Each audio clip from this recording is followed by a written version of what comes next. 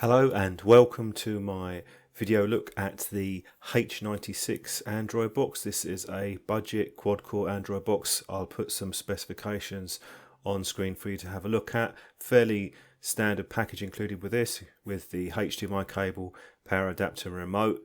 The included manual with this box is a general one rather than a specific one for this particular model. The remote that's included is very much the bog standard Android box remote. It's getting a little bit old now, but it's passable and does the job. On the back you have the battery compartment for two AAA batteries. They are not supplied in this version.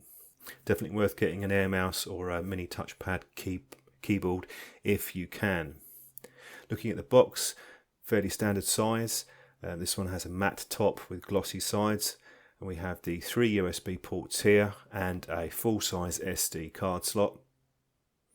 On the back section we have another USB, making 4 in total, AV, digital out, HDMI out, power input, and the Ethernet port too. Nice to have the extra USB ports on this one. Now looking at the box powered on, you'll see here the blue LED that turns to red when it's off. It's a bit bright. I'll dim the lights down so you can see what it looks like in darkness, so I'd perhaps position it out of line of sight if that would annoy you. Booting up the box, you get some animations whilst it's completing the boot process. Took a little bit longer than some boxes to boot up for some reason, but that kind of improved after a few uses. Now moving on to the main menu, very much the standard layout that we've seen on a lot of boxes. You do have some customization on the bottom bar, which is fortunate. There isn't any navigation bar.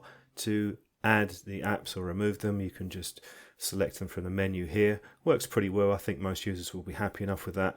Just a shame you don't have that navigation bar at the bottom, so you'll have to rely on the remote to get back to the home screen. Now moving on to Kodi, nice to see that they have a latest version included, and this box has quite a few streams already added. Now whether or not you're going to use all those streams is down to taste, but particularly on the video section there are a lot included with this one, so you're not really going to have to do much unless you have something specific in mind for streaming, in which case there are quite a few guides out there where you can download and install the streams that you want for the box. So if you're looking for a box with minimal intervention, you don't have to do a lot to set it up, then this one's a pretty good bet on that side, at least as far as Kodi goes. The included apps are not a huge number. We have a few basic ones. There's Showbox here, there's a remote one, there's a Miracast, but not a whole lot. Netflix is there too. You might want to remove a few of those or add a couple of your own. Moving into the menus, very much standard affair for an Android box of this type.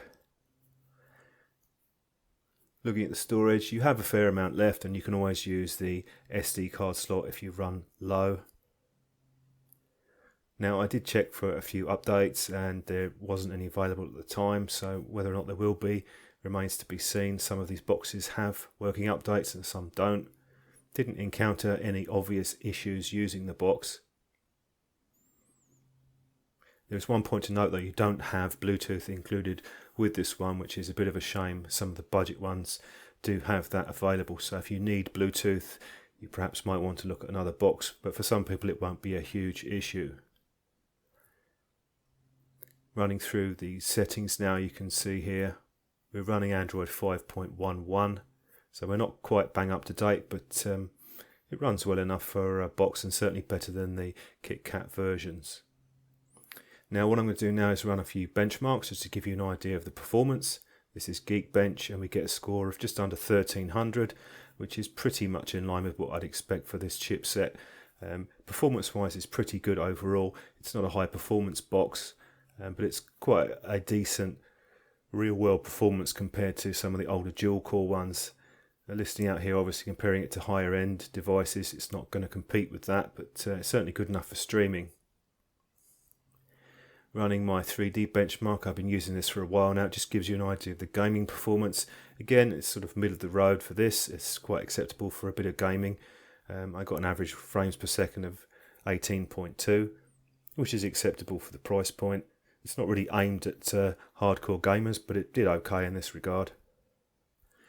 Now there are a couple of points to mention with the box.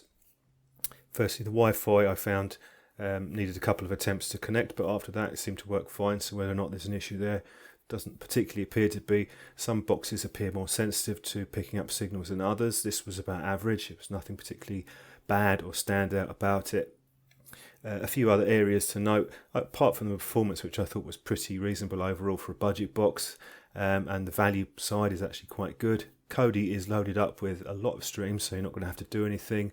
The major downsides for me would be no Bluetooth. Whether or not you need that, it could be useful for file transfer or audio, and the navigation bar is something which I would have addressed on this model, but it's an okay, respectable entry-level Android box.